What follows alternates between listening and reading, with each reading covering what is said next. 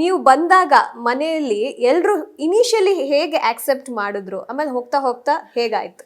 So ನಾನು ಬಂದಾಗ ಎಲ್ಲರೂ ಆ್ಯಕ್ಚುಲಿ ಶಾಕಿಂಗ್ ಆಗಿದ್ರು, ಯಾರೋ ಲೈಕ್ ಸೆಲೆಬ್ರಿಟಿ ಯಾರೋ ಬರ್ತಾರೆ ಇಲ್ಲ ಟಿ ವಿ ಆರ್ಟಿಸ್ಟ್ ಯಾರೋ ಬರ್ತಾರೆ ಅಂತ. ಬಟ್ ನಾನು ಹೋಗಿದ ತಕ್ಷಣ ಸ್ವಲ್ಪ ಜನರು ಅದೇ ಹಳೆ ಕಂಟೆಸ್ಟೆಂಟ್ಸ್ ಥರ ಇದ್ದೀರಾ ನೀವು, ಕಾಣಿಸ್ತೀರಾ ಹಾಗೆ ಹೀಗೆ ಅಂತಲ್ಲ ಅಂತಂದರು.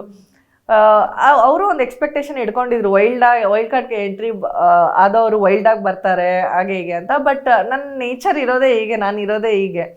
ಸೊ ಆಚೆಗಡೆನೂ ಅಷ್ಟೇ, ಅಂದರೆ ನನ್ನ ಕ್ಲೋಸ್ ಫ್ರೆಂಡ್ಸ್ ಜೊತೆ ಮಾತ್ರ ನಾನು ಸ್ವಲ್ಪ ಟಾಮ್ ಬಾಯ್ಸ್ ಥರ ಆ ಥರ ಇರ್ತೀನಿ. ಅದು ಬಿಟ್ಟರೆ ಇನ್ನೆಲ್ಲರ ಜೊತೆಗೂ ಹೀಗೆ ನ್ಯೂಟ್ರಲಾಗಿ ಮಾತಾಡ್ತಿರ್ತೀನಿ, ಸಾಫ್ಟಾಗಿ ಮಾತಾಡ್ತೀನಿ ನಾನು.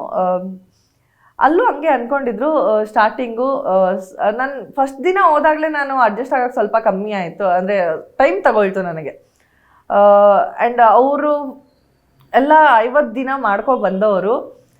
ನಾನು ಸಡನ್ನಾಗಿ ಕಿಚನ್ಗೆ ಎಂಟ್ರಿ ಕೊಟ್ಟರೆ ಅದು ಅವ್ರಿಗೆ ಹೇಗೆ ಅನಿಸ್ಬೋದು ಆ ಥರ. ಬಟ್ ಒಂದು ಅಡ್ವಾಂಟೇಜ್ ನನಗೆ ಏನಿದ್ದಿದ್ದು ಅಂದರೆ ಅಲ್ಲಿ ಇರೋರಿಗೆ ಅಡುಗೆ ಮಾಡೋಕ್ಕೆ ಬರ್ತಾ ಇದ್ದಿದ್ದೆ ಕಮ್ಮಿ ಜನಕ್ಕೆ. ಸೊ ಕಿಚನ್ಗೆ ಒಬ್ರು ಬೇಕಿತ್ತು ಯಾರಾದರೂ. ಸೊ ಹೋಗಿದ ತಕ್ಷಣ ಫಸ್ಟ್ ಅವ್ರು ನನ್ನ ಕೇಳಿದೆ ಅಡುಗೆ ಬರುತ್ತಾ ಅಂತ. ಸೊ ಅಡುಗೆ ಬರುತ್ತೆ ಅಂದಿದ ತಕ್ಷಣ ಎಲ್ಲರೂ ಖುಷಿಯಾದರು.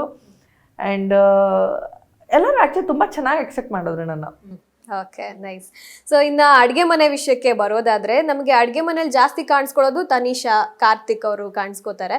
ಸೊ ನೀವು ಅಡುಗೆ ಮನೆಗೆ ಎಂಟ್ರಿ ಕೊಟ್ಟಾಗ ಯಾರಾದ್ರೂ ನಿಮಗೆ ಬಾಸಿಸಮ್ ಮಾಡ್ತಿದ್ದಾರೆ ಅಥವಾ ಏನಾದ್ರು ಆರ್ಡರ್ ಮಾಡ್ತಿದ್ದಾರೆ ಅಂತ ಅನಿಸ್ತಿತ್ತಾ? ಇಲ್ಲ, ಖಂಡಿತ ಅನ್ನಿಸ್ತಿರ್ಲಿಲ್ಲ. ನಾನು ಹೇಳ್ಬಿಟ್ಟಿದ್ದೆ ನಾನು ಅಡುಗೆ ಮಾಡ್ಬೇಕಾದ್ರೆ ನನಗೆ ಅಕ್ಕಪಕ್ಕ ಯಾರೂ ಇರಬಾರ್ದು.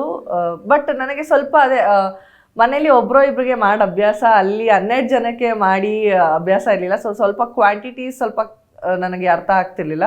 ಸೊ ಅದನ್ನು ಪದೇ ಪದೇ ಕೇಳ್ತಿದ್ದೆ ಅವರಿಗೆ. ಬಟ್ ಎಲ್ಲ ಚೆನ್ನಾಗಿ ಹೇಳ್ಕೊಡೋರು, ಈ ಥರ ಇಷ್ಟಿಷ್ಟು ಕಪ್ ಹಾಕಿ ಅಷ್ಟು ಕಪ್ ಹಾಕಿ ಅಂತ. ಸೊ ಎಲ್ಲರೂ ತುಂಬ ಸಪೋರ್ಟಿವ್ ಆಗಿದ್ರು ಆ್ಯಕ್ಚುಲಿ.